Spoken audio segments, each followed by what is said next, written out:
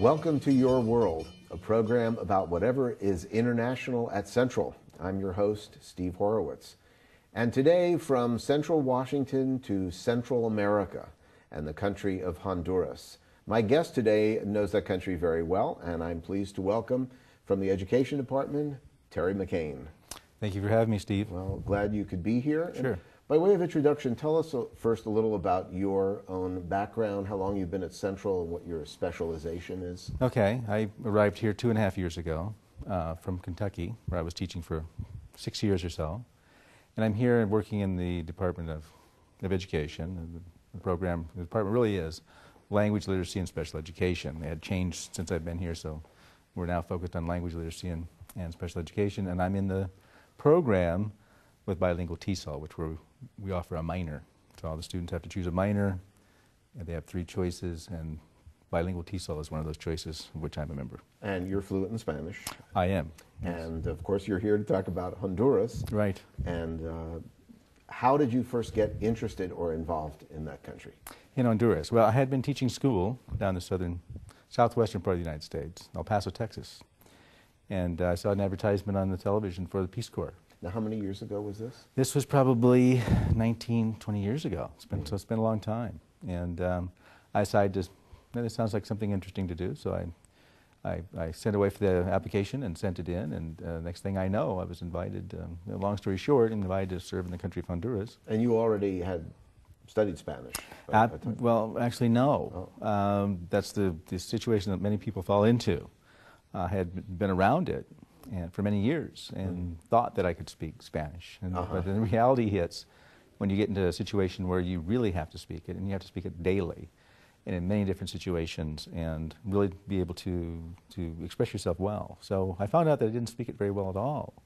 So we had intense Spanish classes, 3 or 4 hours a day for about 3 months, and then we had activities as far as Peace Corps goes, where they sent us out to certain parts of the country to do certain activities and be involved in the community.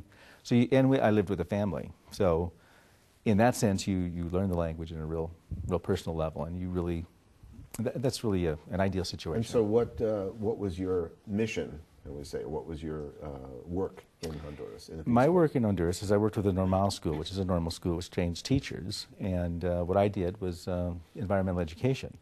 And so I worked in protected areas, and I ran a small zoo. And a zoo? A small zoo, yeah. We had maybe 20, 25 animals indigenous to that area. I lived in a part of the country that was very cold. Matter of fact, one of the coldest places in Central America. They have frost. They used to have frost. They don't have frost so much anymore.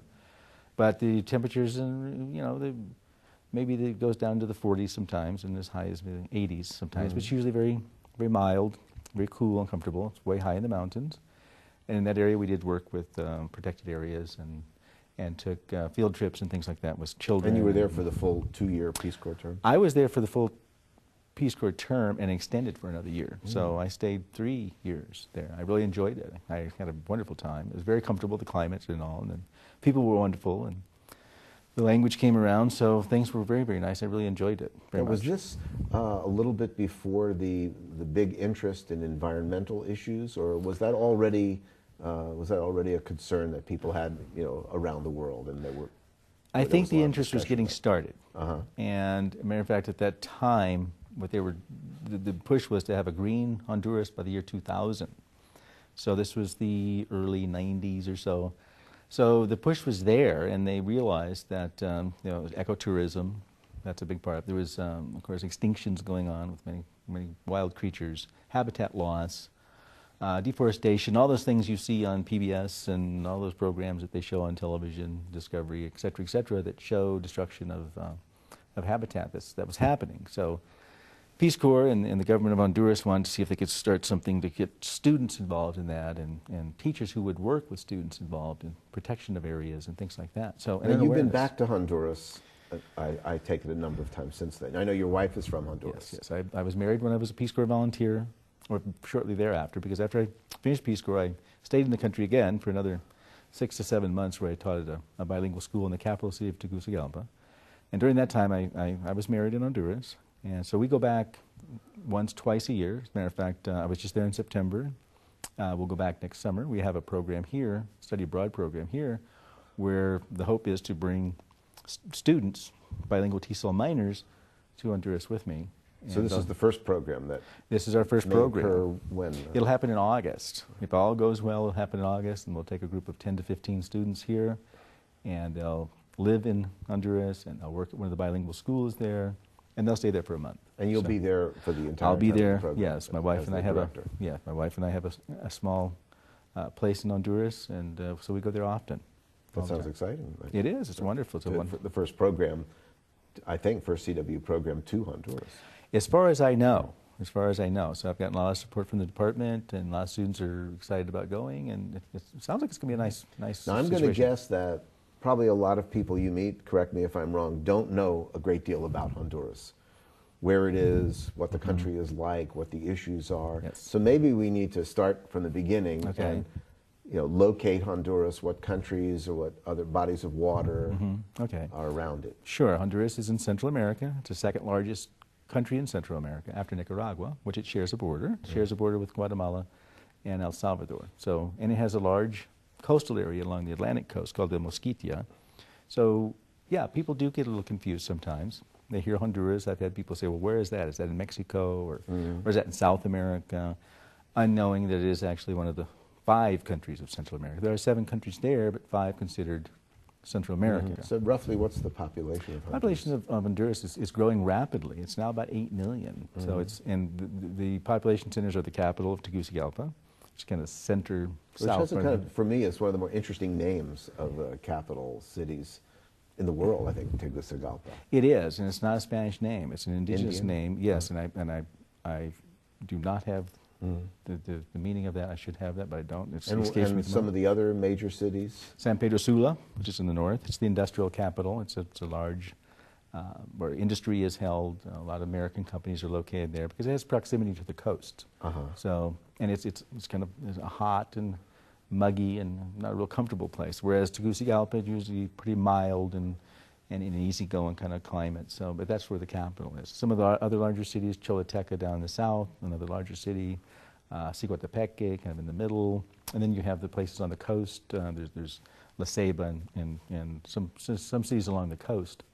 Honduras also has Copan, where the ruins are, and so there's some Mayan. Are those Mayan? Those are Mayan ruins, yeah, in Copan, which is very close to the Guatemalan border, maybe 20 minutes or so. Matter of fact, one of the artifacts here was a replica of some of the things brought from Copan. So I'm sure when you first went to Honduras, because you went with the Peace Corps and you went through a training program, you probably had some idea about the cultural differences you were going to face. What do you recall were the big issues for you as far as cultural adjustment? Well, having lived in the southwestern part of the United States for many, many years and going to school there and teaching there, I thought I would understand a little bit more. But then I realized, as I mentioned with the language, the Latin America is very, very diverse and very different. So Honduras is not Mexico, which I soon found to be the case. But there are some similarities, of course. Some of the cultural issues I think that we would run into is situations with time and how things, going on schedule and issues like that. And sometimes as Americans from the United States, we might get a little uptight about that, and whereas Hondurans really wouldn't. It's just the way things are. Transportation, et cetera, we didn't have vehicles. And where I lived, there wasn't very many vehicles. People walked or rode bicycles. Many people rode horses, things like that. It was almost kind of a step, in maybe 50, even more than maybe a century back in some cases as far as that goes. Very family-oriented. When I lived with the family, grandmothers, uncles, aunts, cousins. So it's very common for the extended family. Very common for extended family to be house. in one house and right next door and down the street. And people tend to stay put. When they're born there, they were raised there, and they lived there, and their families lived there forever, it seemed. My wife is from a very small town, cousins everywhere, aunts and uncles everywhere, and they're always there. So I'm curious, for your wife, I'm sure you did as much preparation for when she first came to the U.S. with you. Were these same issues sort of in reverse difficult for her, or? I think, because as being Peace Corps, we did a lot of training, and we lived with a family, and we were given lots of heads up on what to expect and how to behave and how to do these certain things. And for instance, I do remember one thing very well, is as young students from the United States, or young people from the United States, most of us, we tended to dress down. You know, we wore jeans a lot and old T-shirts, and oftentimes without socks and sandals. Very much frowned on. Very, very much frowned on. Those are some of the Because issues. of the age, or just in general, people didn't Just dress in that way? general. Just in general. A lot of us walked around with no shoes on at all, and were quickly reminded, no, that's not going to work. That's not something that you do. For my wife coming to the United States, of course, there was the language issue, of course, and she didn't have that. My wife first of all, wasn't interested in coming to the United States. So I had to kind of talk her into it a little bit, because I wanted to go to grad school and do some certain things, and finally we did end up in the United States. First thing I did was I went to one of the drugstores and got all kinds of medicines for the stomach and headache and all these types of things, because I knew that she was going to get sick. Food, the water's different, and we think about when we go to Latin America that, oh, we're going to get sick. But it's the same for it's the same for people coming here. Yeah. Absolutely, and it's sure enough, that's kind of what happened. So, and I think with my wife, you know, she was a college graduate, or attending college at the time, and quickly enrolled in the community college, so she made some friends and from different parts of the world. And so some of those cultural issues were kind of settled down a little bit. She didn't have a whole lot of issues. She did miss her family terribly. Myself, I was out there. I had one brother out there, although I come from a very large family, but didn't have that contact that she had, and the openness. You know, we were in our house and we just stayed in the house. There, you're outside a lot. You know, you're outside not just because of the weather, it's just because that's where things are happening. You're outside in the afternoon. People stop for coffee and what they call pan dulce, or sweet bread, and you have like a gathering, and we didn't do that here. We just kind of closed the doors and watched television and things like that. So it's kind of sheltered, and that was very, very hard for her to deal with. And you mentioned the food. Are there some significant differences between the food in each of the countries? Well, Honduran food is quite different than food from Mexico. And it's not near as spicy. It's not near as elaborate. It's pretty simple, and it consists of lots of vegetables, lots of fruit, chicken.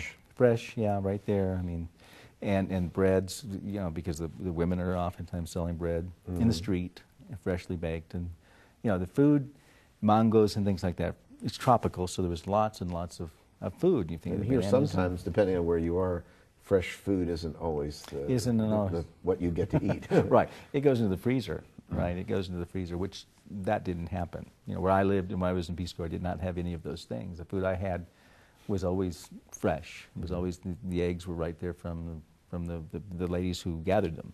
I'm assuming by now, after all these years that you know you and your wife have been married, and how much time she spent in the U.S., that she's pretty much adjusted to. She's adjusted very well. She has friends here. Her English is fine. She does just fine with that. She's involved in activities here in Ellensburg. We've been here 2.5 years. And she's been involved in quite a few things here. So, and she has that luxury of being able to go home, which we do at least once a year, if not twice. We were planning on going down this holiday season, but we decided to wait since the program we have going on in August. We'll go down. And also, some people may recall that there's been some recent turmoil in Honduras, political turmoil. Oh, yes. And maybe you could describe a little bit of what that situation is and how is it at the moment. Sure. Again, I'll backtrack a little bit. We were in Honduras, and this had just happened. This was a year and a half ago. The president at the time wanted to extend his term in office for another 6 years, which is the Constitution did not allow. So they were going to change the Constitution to allow this to happen. Certain political factions didn't like this. Things got kind of in an uproar. He was arrested and shipped off to Costa Rica in the middle of the morning, early in the morning, 6 o'clock or so in the morning. And the government was under control of the head of the Congress at that time, who was of the same political party. Needless to say, there was lots of rioting and lots of turmoil, et cetera, et cetera. There was going to be an election in November of 2009, and the man who took over in his administration decided that they were going to continue with that election. And there was marches in the street. The Organization of American States expelled Honduras. There was blockades of Honduras, trade stopped, et cetera, et cetera. The United States did not. The United States pretty much stayed neutral, at least on the outside, visibly stayed neutral.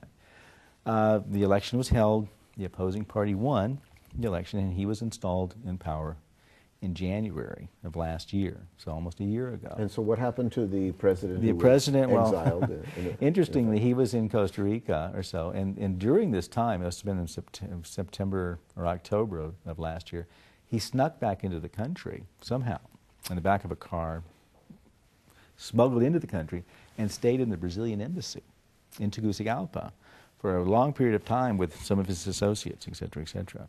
Well, nothing happened. I mean, he stayed there and tried to get a protest going, tried to get things going.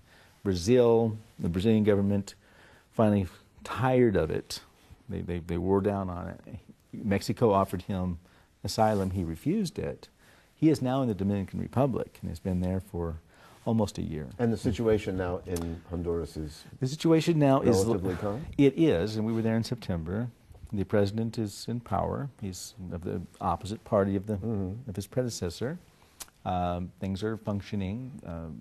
Most countries have opened up relations with Honduras again. And as time goes on, it's just kind of like this is the way it worked. They followed the Constitution. The election was held. The winner is in power, and let's just continue. So everything continues like this. You feel completely comfortable taking the group of students in the summer? I do. Now, last year we considered doing that, but because of the situation, it didn't happen, and I think it was a right decision. It would have. So, are you going to have some kind of a training or preparation program for the students before you go? Yeah. What kinds of things are in your mind that are important for the CW students to know? That's a good question. Before they go to Honduras. Because we'll do that a couple of times before we go. A few weeks or so, we'll meet a few times during the weeks to talk about those cultural issues that we talked about, dress, behavior, the attitude that some Hondurans may have of people in the United States. Of course, where do they get their information? Movies, popular television, those types of issues. We'll talk a little bit about the political situation, how, you know, when you're in trouble here, you're in trouble here. So, you know, we've got the embassy and we've got backup and things like that, but we're going to be responsible. So all those issues should be touched on pretty much in depth. So, and diet, because we know that they're probably going to get sick, just like people coming here. So we'll be taking all those precautions as well. It sounds like it'll be an exciting program. It should be, and they'll be working in the schools. So they will get credit? Will they get credit? They do. That's it. This will count as their practicum credit, which they have to have anyway. It's just that the section will be held there, not here. And this is something that we felt we needed anyway, after talking with our department and program. And you know, we've got a bilingual TESOL program, and we see other disciplines, you know, other majors, they do study abroad, and they go to Europe, and they go to Latin America, or wherever the case may be, or Asia. We didn't have anything going on. So we figured a month, do a practicum, get some real-world experience. Great. Sounds like a perfect connection for their major. It does seem, and we'll cross our fingers and hope everything works out. You know, it's a pilot run, so we may run into some issues, and I'm sure we will, but you know, that's to be expected, and that first group will kind of iron those out, so hopefully if it continues on, we'll have more success down the road. Yeah. Great. Yeah. Now, I know you've brought some artifacts I brought a few today things from Honduras, and maybe you could tell us a little bit about what's here on the table. Okay, well, I don't know if you can see this one here is called an anafre, and that is used by people generally in rural areas, and there's no electricity, there's no So this is like a little small frying pan. It is, and inside there they'll have the charcoals, and then they'll have beans here in the little dish on top, and that's what they'll have, and they'll have chips and things like that, tortillas, and then and that's how it keeps that warm. So that's something that actually people use. They use that. It's not necessarily a craft that a tourist would buy. No, you'd never see that. I think I grabbed that one of my wife's relatives, and they handed it over to me, and so I brought it with me. There's a couple of instruments in the front there, and one is out of wood and one is made of clay, and those are flutes, which the part of the country where I lived and the part of the country where the students will go, the indigenous group there is called the Lencas, okay, and they've maintained a style of dress similar to the doll here, although maybe not that elaborate. They have their own language? They did. Yeah. They do, and they did. Unfortunately, it's one of those languages that's in danger of extinction. There's not too many people that could speak it. That's one of the issues that when we're talking to the students about going there, the Lencas will come into the town on the weekends to sell things at the market and to buy things at the market, and then they leave. And they really won't generally not have much to do with us. They're not going to talk to us. They're not going to approach us. If you approach them, they may just walk away. I mean, that's how they deal with most of the Hondurans as well as foreigners? That's how their relationship with most of the Hondurans is bartering, and then they leave. They generally stay to themselves. And so I think if students think they're going to go down and get photographs and things like that, that's probably not going to happen. But they had their language, and some of them still maintain it. They're one of 5 or 6 different groups the indigenous groups who are. So they sell handmade things as well as food?